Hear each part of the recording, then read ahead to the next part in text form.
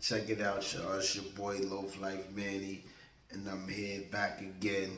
You know, I took a break real quick and I gave y'all a little music. You feel me? For y'all to get in tune with my skills, my lyrical skills and talent.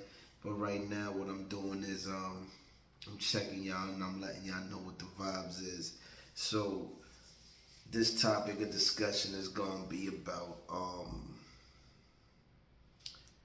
what is an enemy? You feel me? Identifying colors and what they do and gang life and what is an enemy? That's this topic of discussion.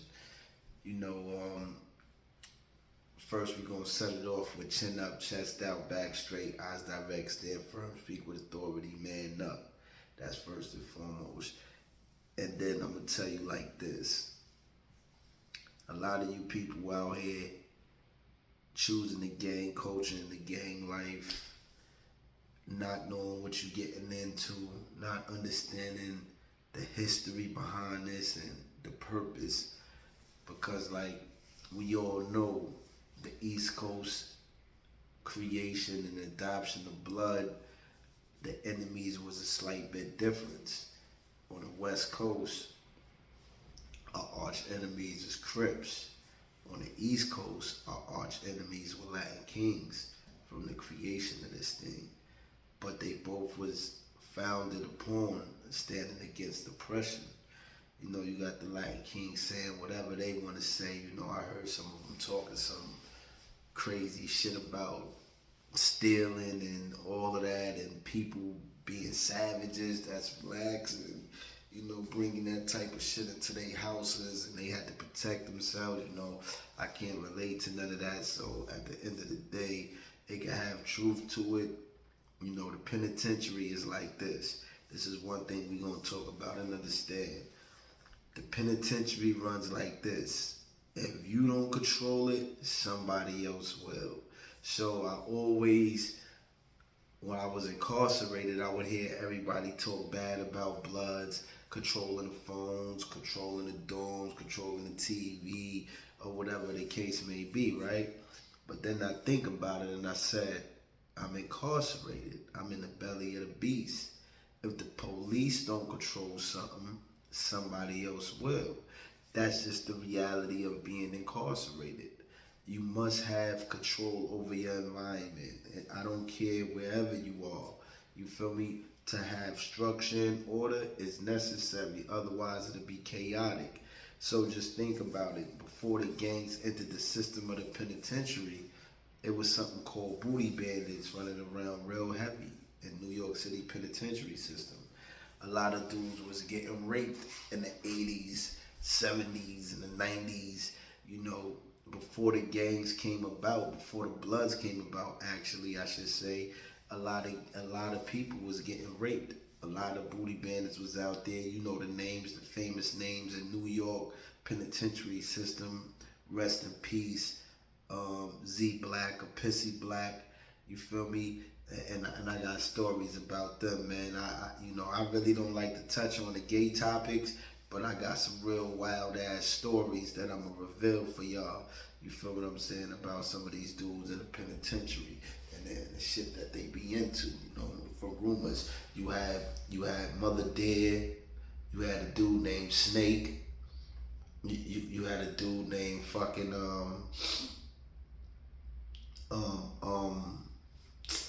what the fuck is his boy name? Word, he died and shit. Oh man. Raheem, Ra 88. You know what I mean? Man, the names it's just fucking 360 Africa. You feel me? It's a million of these dudes, man. And they all was on they shit for many years. And a lot of people was victimized in the penitentiary system by these individuals, and they had to be slowed down. So the gang culture of the Bloods We created the protection for the youth, for people that was young, who we felt that we didn't want them to go through that shit. We would step into to the booty bandits heavy, and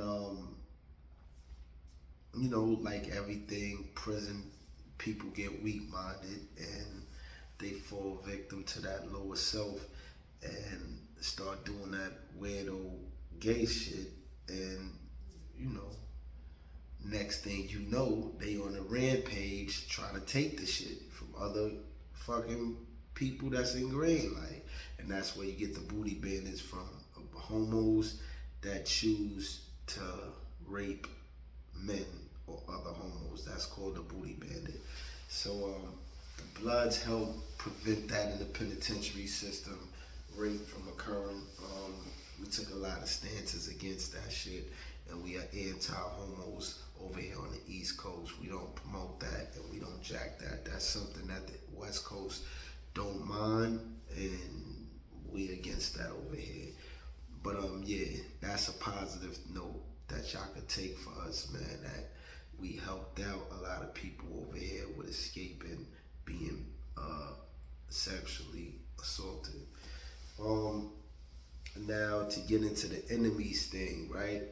Because I know a lot of you kids out here, y'all picking up these flags and y'all cross tripping and set tripping, set hopping, double claiming. You feel what I'm saying? You're doing all those type of things and you're generating a lot of fucking enemies. You feel me? Most of you people don't even know in this gang culture how enemies come about. Y'all just sit up here and say, oh, I'm a blood, every Crip I don't like, or every King I don't like, or every folk I don't like, and that's not how it go. If you know anything, the history of the shit, it shows you how your enemies came about in the gang culture. It showed you why colors was important. You feel me? I touched that on. I touched based on a color scheme in some interviews before, but what I'm gonna touch is just say that recognition and identification is everything. That's what colors was for. Everybody wore blue at one time, but that's what colors was for identification and recognition. You know what I mean?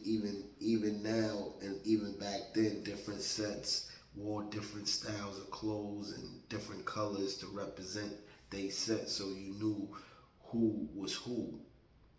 But so an enemy was created out of what? An enemy is created out of disrespect, turf violations, or dead homies. Retaliation for dead homies. You know what I mean? Or money, which is considered a turf violation. You know, at the end of the day, you brothers out here, y'all looking for an enemy. People is not looking for enemies in this world, bro. Unless you like, when I say looking for an enemy, meaning you stepping out your house with intentions on creating drama with somebody else to make them an enemy. You understand what I'm saying? That's called being on a suicidal mission. You heard? And you got a lot of brothers that's young. That's a kid's trait. That's not a grown man trait. When you become a grown man or a grown blood, you start focusing on the right things, which is providing for your family, sustaining a job, trying to teach your kids how to not do the things that you was doing.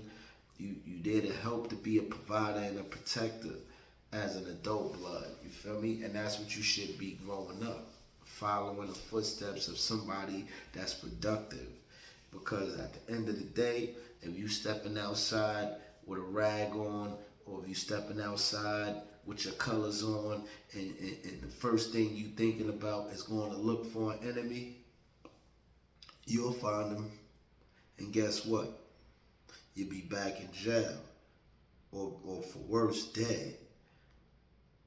So, pick your enemies wisely, know who an enemy, and know what reasons you will want to have enemies. You feel me? Nobody wants to fucking chase death or prison their whole life. So y'all young brothers out there, boss up, focus up, and learn more about the lifestyle that you live. Create less enemies and more alliances. That's the goal and that's the objective. As I was stating though, in the penitentiary, you got people that's out here, and what they doing is they utilizing the masses for their own personal gain. So they keep some drama going inside the penitentiary. You know what I mean? You got different type of leaders. You got individuals that's seeking drugs. You got individuals that's seeking power. You got individuals that's seeking upliftment. You got individuals that's just doing the most, just trying to get their number count up on creating violence. So you got to be careful on who your leaders are. You know what I mean? Who am I to say who moving right or who moving wrong as a leader? It all depends on what your objective is under this lifestyle. Some people thrive off of doing bullshit to others. Some people thrive off of seeing others happy. You feel what I'm saying? And some people thrive off of just being a brother and assisting the rest of the community. You know, so be careful about your leaders in prison and who you decide to go under if you decide to want to pick up this lifestyle while you're in prison. I believe that everybody should go on a test run. Everybody should take time out and watch and observe. Just be around a person that you feel is official for at least 2 months. I say 60 days because at 30 days it's easy for a person to keep a face, to keep the same identity. And another thing, when you're in prison, you become a chameleon. So there's a lot of people with these masks on running around and they adapt and they camouflage and they do all of that creepy crawler shit, that weasel shit, and they get by. And they trick a lot of motherfuckers. This is that OG Mac nigga. You know what I mean? The trickster. So be cautious and be careful about who you decide to hang around and who you want to be your big homie at the end of the day. Me, on my end, I always look for individuals who was knowledgeable, dudes that could teach me something, dudes that would elevate your mind. Look for the individuals that's going to put books in your hand, who going to help you work out, to keep your body healthy, your mind and your body right. You feel what I'm saying? These are the leaders that you want to go after if you decide to want to be a part of anything. Let it be conducive and productive to the upliftment and betterment of your life. Make sure your function is at its all-time high and your energy, you know what I mean, and your chakras is aligned. Don't just jump out here and be somebody's dummy, you feel me? Don't be out here create enemies going, oh, go cut him, and then you run out there and you cut a motherfucker. He might be a good motherfucker. You don't never know a nigga's story in jail. Some people create shit and just have crash dummies. Like I seen individuals, dead niggas on work, on drugs, you feel me? And then send some other little homie to go shoot the nigga. Just cause he wanted him out the jail after he done smoked all the drugs by himself. You understand what I'm saying? So this is the shit that go on, you feel me? It's sad, you know what I mean? But it's real. I give you the good and the bad, you feel me? So I say that to say me, myself, and I, in experience, I was one of them individuals that's going to give you the book, that's going to teach you how to work out, that's going to stimulate your mind. You understand what I'm saying? Right now, what I will expect and want from the rest of the world is for everyone to seek a job, seek a trade, seek education. You feel me? Do something constructive and positive with your lives. Don't get caught up in this motherfucking gang shit because it's hard. It's suffering. It's pain. You understand what I'm saying? If you feel like you ready to spend 23 years away from your family or more, like I did, if you feel like you want to be shot up, if you feel you know all the pain from individuals that left you for dead while you was incarcerated, families that died, if you want to feel that numbness, if you want to feel cold-hearted, if you want to feel reckless, if you want to feel unloved, unwanted, you feel me? If you want to go through all the signs that um, they put on us all the tags, you feel me? All the poison, you feel me? That they surround us around and put in our bodies, you feel me? Then go ahead, be my guest. Go join some gang, go shoot a couple niggas and go to jail, or go sell some drugs and end up, in jail still. You feel me? And you will see. Because this lifestyle is gonna always be here, right? It's gonna be a different time, a different era, but the same shit. Only thing change is you. And how you change is by identifying with your problem, finding the solution to it, and activating that shit. You feel what I'm saying? Don't let these individuals be in there, you feel me, gassing you, making you feel like they somebody. Because anybody that's trying to impress you in prison, guess what? Guess what? Yeah, them niggas is fried. When I wore my clothes, when I wore my designer specs, when I wore my designer sneakers, you know what I wore it for? To compliment my character, not to impress nobody. I felt free. I felt like I was still in society when I wore that shit. I didn't want to be trapped inside of a cell without identity. You understand what I'm saying? Like, we all looked alike. We all was in green. We all, some of us had food and money, so we didn't go to commissary. Others went to commissary. But guess what? We all was in green. And that's a fucked up feeling to go years in the same color, looking at everybody around you in the same color when you got opportunity to wear something different. That's creating your identity, keeping your sanity. You feel me? So when I wore my stuff, I made sure that I felt good. I made sure that I stepped out upright, chin up, chest out, back straight, eyes direct, standing first, people demanding up in all situations. You feel me? Word. So your leaders gotta have character, gotta have principle with themselves. They gotta have a purpose. You feel me? Just because you in prison don't make you a bad person. Everybody that's in prison ain't bad men. They may have done something bad, but consciously and personality wise, you got some of the most brilliant, most brightest, most loving, most sense of humor, most humorous individuals in the system, and the most athletic, So don't throw your life away. Find out what your talents is. Find out what your purpose is while you out there and you free. You feel me? Get those things under control and you can become something great in life. You feel me? You don't want to be that person like me who find his gift and his talents incarcerated. Like I knew I was a businessman. I could have been out in the streets teaching, schooling the youth, and working out, educating myself at the same time, because that's all I did while I was in prison. I ain't need to go to prison to do none of that shit.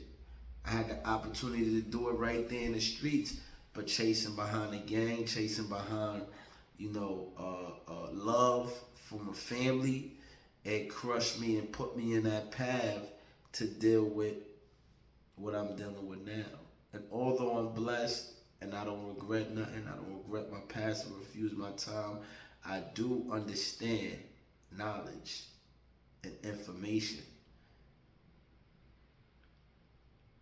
That means that I'm ready to change the things that I didn't know before, but I won't regret it because it'll take away from the actual experience of learning. So we all here on our journey and our purpose, and it's up to us to pursue it. The help is there. It's only one person that can help you. That's God. So you got to put your faith in his hands. And I'm not speaking from a physical aspect, because my God and everybody else, God may be different. But I deal with energy. You feel me? Energy and matter. That's where my God is from. The universe. As above is so below. You feel what I'm saying? So, y'all know the vibes, man. This is Loaf Lyfe Manny, aka OG Manny Brim. I just gave y'all some jewels about booty bandits, about enemies, and about having a purpose and choosing the right type of OGs. You feel what I'm saying? It'll be more coming soon. Right now, I'm trying to keep my mind right and stay focused. And then better by the day, better by the dozen, you heard? So, y'all stay up, y'all stay cool, y'all be blessed. This is Loaf Lyfe Manny.